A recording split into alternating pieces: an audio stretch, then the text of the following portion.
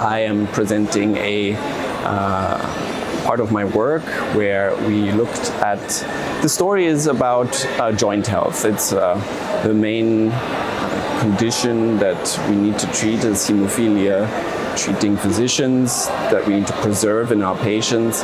And the concern is that patients with an elevated body mass index, so patients with obesity, have faster progression of their joint arthropathy. And so we looked in a cohort of mild to moderate hemophilia patients, so where the effect of the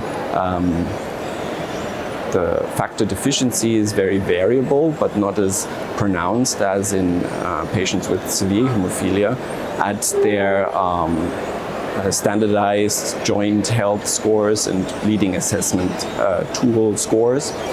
And we were surprised to find that patients with an elevated BMI actually have lower bleeding and joint bleeding scores, which was surprising because we expected, of course, that a higher BMI would contribute to arthropathy.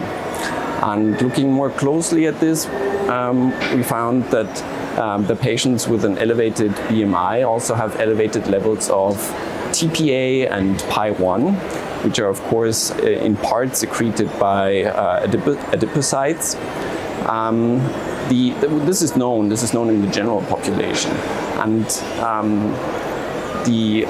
so as TPA is a anticoagulatory protein and PI1 is a procoagulatory protein, the elevation in both results in a more prothrombotic condition, which is important in general population obesity cohorts. But in the hemophilia patients, it might be a sign that this can actually be a protective mechanism for joint bleeding and bleeding in general.